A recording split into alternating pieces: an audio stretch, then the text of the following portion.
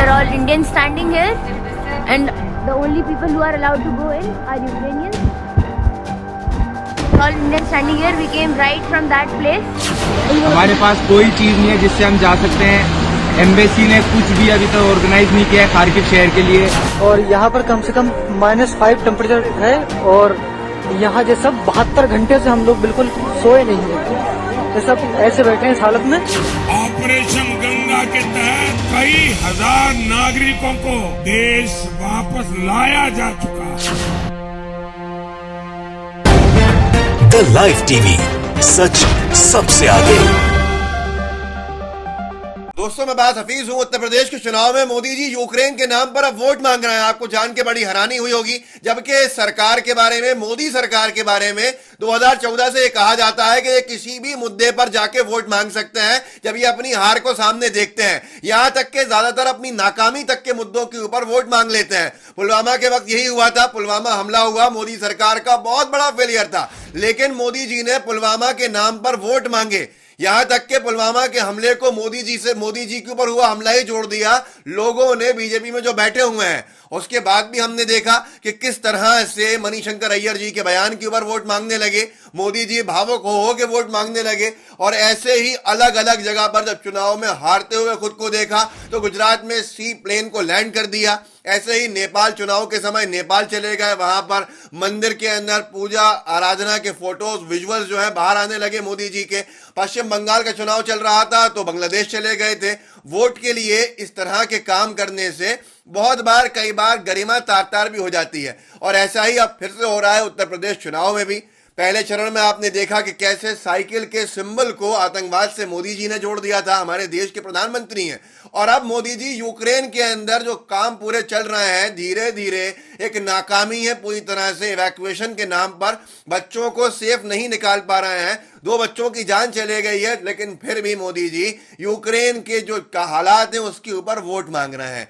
मोदी सरकार की नाकामी जहां सामने दिख रही है उस पर वोट मांग रहे हैं ऑपरेशन गंगा के नाम पर, जिससे जम के फजीहत भी हो रही है। और इस वक्त जब मतदान चल रहा है तो लोग ये देख के और शायद नाराज होंगे, खुश नहीं होंगे। आप खुद देखिए इस वीडियो को, आपको खुद समझ में आएगा कि किस तरह से यूक्रेन के नाम पर जो नाकामी है मोदी सरकार की, मोदी जी वोट मांगने से पीछे नहीं हटे। फिर और सारी चीजें बताऊंगा, रुके रहिएगा, ये वीडियो देखिए। ऑपरेशन गंगा के तहत कई हजार नागरिकों को वहां से देश वापस लाया जा चुका है। इस मिशन को गति देने के लिए भारत ने अपने 4 मंत्रियों को भी वहां पर भेज दिया है। संकट में फंसे भारतीयों को ज्यादा तेजी से निकालने के लिए हमारी सेना, वायु सेना को भी लगा दिया गया है। जबकि यहां पर इतनी बड़ी नाकामी है यूक्रेन में कि इतिहास में कभी भी भारत सरकार से ऐसी गलती नहीं हुई होगी जो मोदी सरकार से हो रही है। यूक्रेन से ज्यादातर जो है अंतर्राष्ट्रीय जो देश है, दूसरे देश हैं, वो अपने अपने छात्रों को निकाल चुके हैं, ऐसा दावा है वहां के जो भारतीय छात्रों के वीडियोज आ रहे हैं। लेकिन उसके बावजूद भी कोई जो अनभक्त है ये मानने को तैयार नहीं है। और मोदी सरकार जम के पीआर में लगी हुई है। इनके लिए प्राथमिकता क्या है? उत्तर प्रदेश के चुनाव। बचे हुए 3 चरण थे, अब 2 चरण बचे हैं, जो आज 1 चरण और हो जाएगा, इसके बाद 1 बचेगा। इस वक्त मतदान जो हो रहा है, अगर वाकई में यूक्रेन के नाम पे हो गया तो ये समझ लीजिए कि बीजेपी को एक भी सीट इस चरण में नहीं मिलेगी। यहां पर ये तारीफें कर रहे हैं यूक्रेन की उत्तर प्रदेश के चुनाव में कि हमारी सरकार ऐसे ऐसे काम कर रही है। वहां 20,000 जो बच्चे फंसे हुए हैं उनके लिए यूक्रेन में भारत का जो राजदूत हैं मोदी सरकार के द्वारा भेजे गए, उन्होंने एडवाइजरी फिर से जारी कर दी है। और उस एडवाइजरी में जितनी किरकिरी मोदी सरकार की हमारे देश में हो रही होगी उतनी ही अंतर्राष्ट्रीय स्तर पर भी हो रही होगी। उसकी वजह यह है कि इंडिया एंड यूक्रेन एम्बेसी जो है हमारी, वहां पर एडवाइजरी जारी करके कह रही है अर्जेंट जितने भी भारतीय नागरिक हैं खार्किव में, जो शहर है खार्किव, उनसे कहा जाता है कि वह अपनी खुद की सुरक्षा के लिए और अपने आप की अपनी हिफाजत के लिए फौरन खार्किव को छोड़ दें। कैसे छोड़ दें इसके बारे में कोई जानकारी नहीं है, कोई इंतजाम एम्बेसी की तरफ से नहीं किया गया, ऐसा दावा वहां से जो वीडियोज आ रहे हैं उनमें किया जा रहा है। आगे लिखा है अंग्रेजी के अंदर, और पेसोशिन जो है जगह, वहां पर या बाबाय या बेजलोडोवका, मेरा प्रोनाउंसिएशन गलत हो सकता है, ये 3 शहरों के नाम हैं, इनमें से किसी की तरफ पहुंचें और किसी भी तरह के हालात में, सारे सरकमस्टेंसेस, कैसे भी हालात बच्चे भले 6 बजे तक आप इन जगहों के ऊपर पहुंच जाइएगा। क्या बॉम्बिंग के बीच में पहुंच जाए वहां बच्चे? और बच्चों को कह दिया कि आप पहुंच जाइए। अब नीचे एक राजा सिंह करके हैं, छात्र दिख रहे हैं, भाषा से उन्होंने लिखा है कि हम खारकीव स्टेशन पे फंसे हैं, हमें ट्रेन को बोर्ड नहीं करने दिया जा रहा है, मदद करो हमारी। और इसके का प्रमाण दिया है स्नेहा कोशी है, एनडीटीवी की पत्रकार है, उन्होंने वहां का वीडियो डाला है और लिखा है कि कैसे निकले। देखिए किस कदर का रश है भारतीय स्टूडेंट्स का खारकीव के स्टेशन के ऊपर। दावा है उनका कि उनको ट्रेन में नहीं चढ़ने दिया जा रहा है और ये विजुअल्स हैं। और इस विजुअल के ऊपर एक और छात्रा है जिसने वीडियो बना के भेजा है, जिसको एक ER आखथू करके है, आज तक का पैरोडी अकाउंट, उसने लिखा है यहाँ ठंड है, यहाँ कोई भारतीय दूतावास का अधिकारी नहीं था, उन्होंने हमारा फोन नहीं उठाया। भारतीय दूतावास ने आज हमें बेवकूफ़ी भरी सलाह देकर गुमराह किया, भारतीयों को ट्रेन में घुसने नहीं दे रहे हैं। यूक्रेन में फंसे भारतीय छात्र की गुहार। इस वीडियो को देख लीजिए, अंग्रेजी के अंदर बोल रही है, वो यही कह रही है कि हमें नहीं घुसने दे रहा है, हम सब यहाँ फंसे हुए हैं, ट्रेन में सिर्फ यूक्रेनियन बच्चों को चढ़ने दिया जा रहा है। ये डंका बज रहा है या लंका लग रही है, ये तय आपको करना है। ये वीडियो जरूर देखिएगा। Now see, these are all Indians standing here, and the only people who are allowed to go in are Ukrainians. We are all Indians standing here. We came right from that place. They told us to go to the first bookie, and now they are not letting us in. Please help us.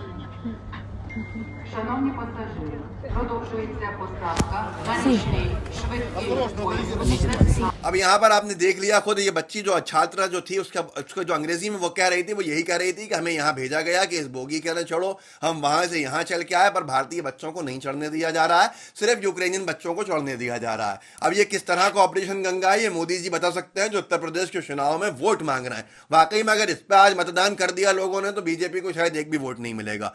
इसी बात के ऊपर जब ये video viral होना शुरू हुए कि लोग बच्चों को चढ़ने नहीं दिया जा रहा है ट्रेन में, तो ऑपरेशन गंगा हेल्पलाइन करके ट्विटर हैंडल बनाया गया है, जो वेरीफाइड हैंडल है। उसने क्या किया साहब, उसने एक ट्वीट किया मोदी सरकार के इस ऑपरेशन गंगा ने कि जो बच्चे गाड़ियां जिनको नहीं मिल रही हैं या बसें नहीं मिल रही हैं और रेलवे स्टेशन में हैं फंसे हुए, तो वो चलना शुरू करें पिसोशीन की तरफ, जो 10 किलोमीटर दूर है, और जो ये बाबा या दूसरे शहर के पास है वो उन लोकेशंस पे जाए। अब वहां पर एक ने लिखा है नीचे कि यहाँ बॉम्बबारी हो रही है। अब आप बताइए कैसे निकलें। और एक बच्चे ने, एक छात्र ने वहां पर गूगल मैप का स्क्रीनशॉट भेजा है कि जो आप 10 किलोमीटर बता रहा हो ये 12 किलोमीटर है, गाड़ी से ये 17 मिनट है, लेकिन पैदल चल के जाने में 2.5 घंटे लग जाएंगे।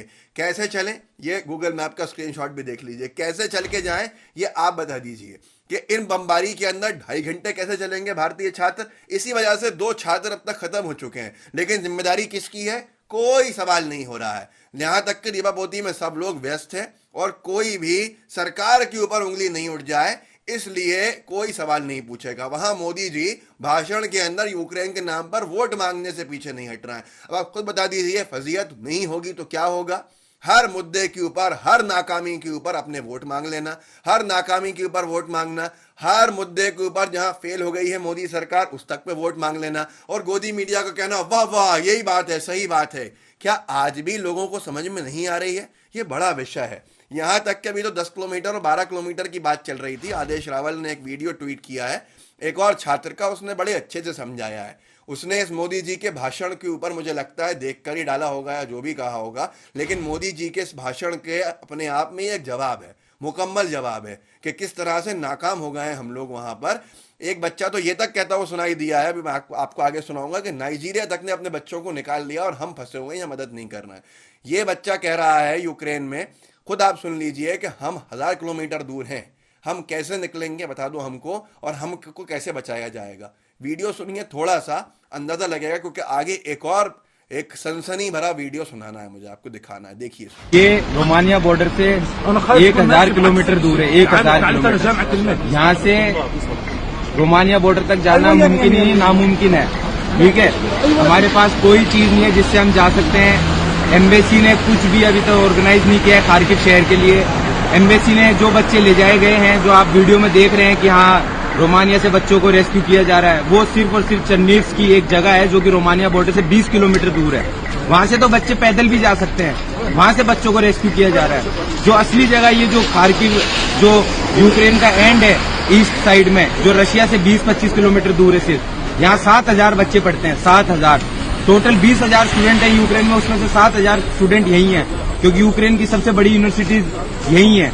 तो यहाँ जो बच्चे हैं वो अभी तक कोई उनको कुछ भी इंफॉर्मेशन नहीं मिली है, कैसे जाएंगे, क्या होगा, ना यहाँ खाने को है। सवाल ये भी उठता है कि आपने, मोदी जी ने क्या बात करी थी? वोट तो मांग लिए यूक्रेन के नाम पर, क्या रशिया के व्लादिमीर पुतिन से क्या बात करी थी? मोदी जी ने जो फोन से बात करी थी बच्चों को निकालने के लिए, तो क्या मोदी जी ने इतने अच्छे संबंध जो कहा जाता है बनाए, तो उसके इस तरह के संबंध बने उनके कि आज बच्चों को बाहर निकालने में रशिया भी मदद नहीं कर रहा है वहां, लेकिन कोई सवाल नहीं हो रहा है? क्या मोदी जी ने एक भी स्टेटमेंट जारी करके कहा, या मोदी सरकार के किसी मंत्री ने कहा कि रशिया अपने कामों से पीछे हटे, हमारे बच्चों को इवैक्यूएट करने में मदद करे? ये हम कतई बर्दाश्त नहीं करेंगे। अगर रशियन मिलिट्री की वजह से हमारे 2 बच्चों की जान गई तो उसके ऊपर क्या कहा?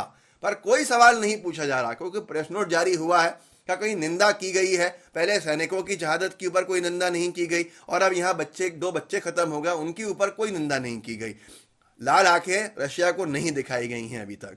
और यहाँ पर एक बच्चे का और वीडियो है, कुछ बच्चों का भारतीय, वो खुद कह रहे हैं कि हम यहाँ जंगल में हैं, -5 डिग्री में हैं, किस तरह के हालात में है, जरा देखिए। क्या मोदी जी का वोट मांगना सही है यूक्रेन के नाम के ऊपर? आपको खुद समझ में आ जाएगा या गलत है। ये बच्चा साफ तौर के ऊपर हिंदी में ही बोल रहा है कि हम यहाँ -5 डिग्री के अंदर फंसे हैं, जंगल में हैं, एम्बेसी का कोई भी आदमी यहाँ पर नहीं है, हमारा किसी से संपर्क नहीं हो रहा है। और इसी में एक बच्चा पीछे से कहता हुआ सुनाई देगा कि नाइजीरिया जैसे देश ने भी अपने बच्चों को निकाल लिया। जरा देख लीजिए, सुन लीजिए इस वीडियो को, जिसके ऊपर पीठ थपथपा रहे हैं ऑपरेशन गंगा के नाम पर मोदी जी। उत्तर प्रदेश के चुनाव में जहां आज मतदान हो रहा है प्रचार प्रसार के अंदर, वहां पर जाके देखिए यूक्रेन में क्या हालत है। यहाँ की सिचुएशन, यह है जंगल, और यहाँ पर कम से कम -5 टेम्परेचर है, और यहाँ जो सब 72 घंटे से हम लोग बिल्कुल सोए नहीं है। ये सब ऐसे बैठे हैं इस हालत में, सबके बिल्कुल हालत खराब हो गई है। और यहाँ इंडियन एम्बेसी है नहीं, कोई इंडियन एम्बेसी नहीं है, बाकी हर कंट्री की एम्बेसी है यहाँ पर। और यहाँ के लोग खुद कह रहे हैं कि तुम्हारी इंडियन एम्बेसी कैसी है, तुम्हारी हेल्प करने नहीं आ रही तुम्हें, तो फिर इसको पोस्ट करो ग्रुप में। हम सब लोग फंसे हुए रोमानिया में बहुत बुरी तरीके से, कॉल करते हैं इंडियन एम्बेसी को, कॉल रिसीव नहीं करती है। अब यहाँ पर सबसे बड़ा विषय यह है कि इन सारे वीडियोस की वजह से प्रोपेगेंडा तो पूरा पंक्चर हो गया है। छवि इतनी खराब हो गई है मोदी सरकार की कि अब छवि को बचाने में लगे हुए हैं, PR मैनेजमेंट में लगे हुए हैं। यहाँ पर बच्चों की जान इतनी कीमती नहीं है कि 250-300 बच्चों को इवैक्यूएट करने के ऊपर हर तरफ गोदी मीडिया में वाहवाही कराई जा रही थी। ये भूल गए कि भारत सरकार ने 1,10,000 भारतीय नागरिकों का 1990 के अंदर इवैक्यूएशन किया था। इराक और दूसरे जो आसपास के जो देशों के अंदर वहां युद्ध हुआ था, वहां पर से इवैक्यूएट किए थे 1,10,000 भारतीय नागरिक फौरन। उसके ऊपर कभी वोट नहीं मांगा, उसको कभी प्रचार प्रसार में इस्तेमाल नहीं किया। ये सरकारें थी पहले की 70 साल की। और आज क्या हो रहा है ये आपके सामने है। बचाने का काम तो कम है, प्रचार का काम उससे कहीं ज्यादा है। छवि इतनी खराब हो गई है कि सुना है, साफ तौर पे कह दिया गया है गोदी मीडिया को कि जो बच्चों के वीडियोज आ रहे हैं वहां के वीडियोज बिल्कुल नहीं दिखाए जाए, जनता के सामने बिल्कुल नहीं लाए जाए।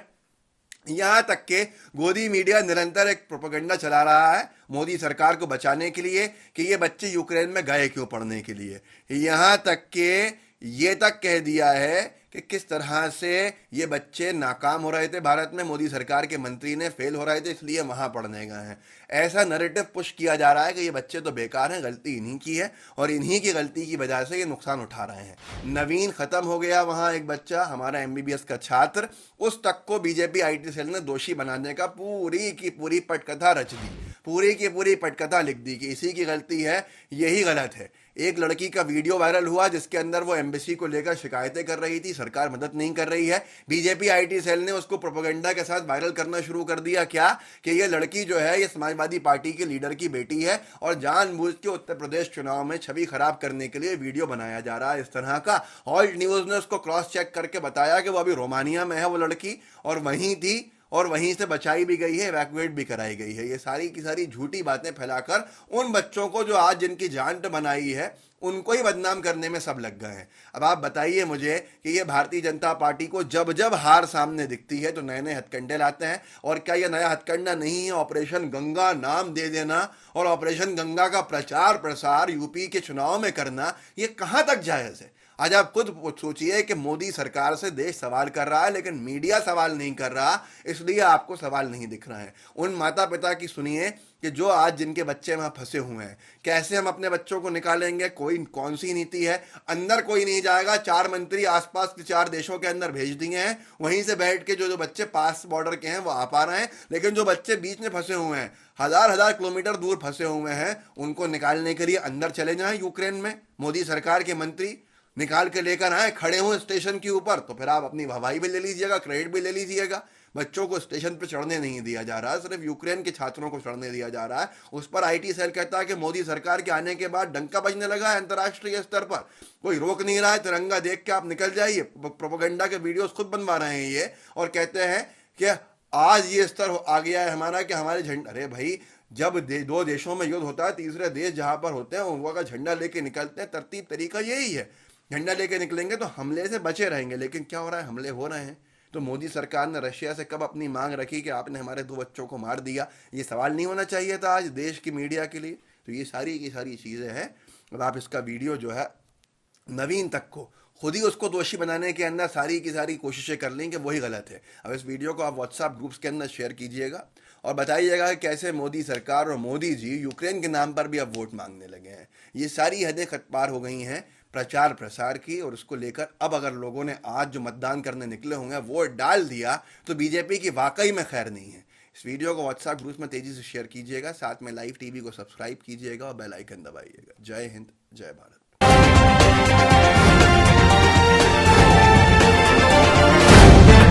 द लाइव टीवी, सच सबसे आगे।